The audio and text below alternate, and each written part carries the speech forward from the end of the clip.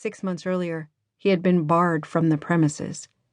I heard wood splintering, a door giving way before a baseball bat, then screams, a thudding noise. "Call the police!"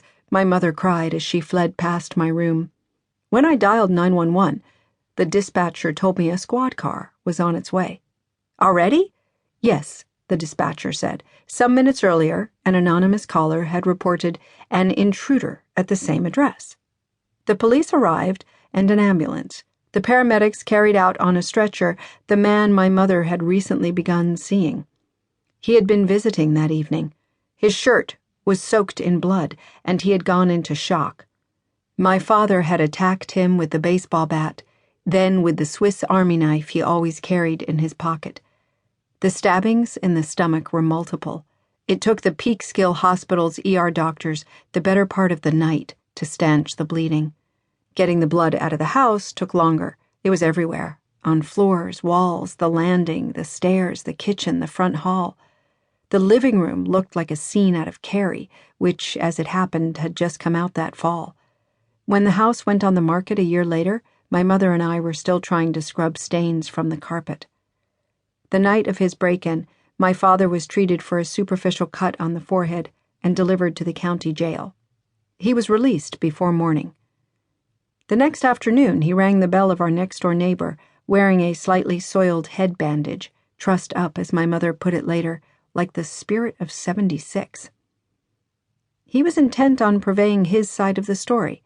He'd entered the house to save his family from a trespasser. My father's side prevailed, at least in the public forum.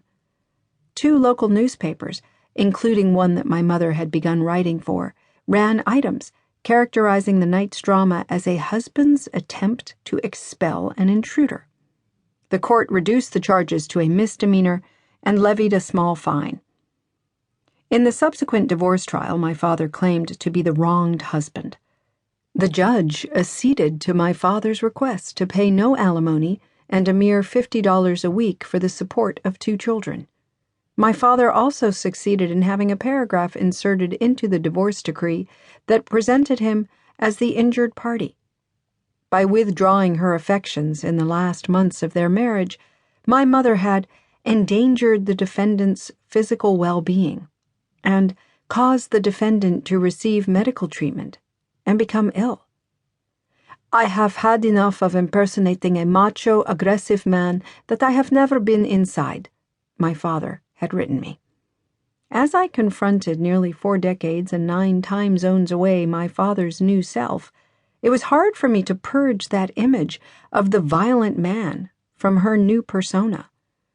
Was I supposed to believe the one had been erased by the other, as handily as the divorce decree recast my father as the endangered victim? Could a new identity not only redeem, but expunge its predecessor? As I came of age in post-war America, the search for identity was assuming Holy Grail status, particularly for middle-class Americans seeking purchase in the new suburban sprawl. By the 70s, finding yourself was the vaunted magic key, the portal to psychic well-being. In my own suburban town in Westchester County, it sometimes felt as if everyone I knew, myself included, was seeking guidance from books with titles like Quest for Identity, Self-Actualization, Be the Person You Are Meant to Be.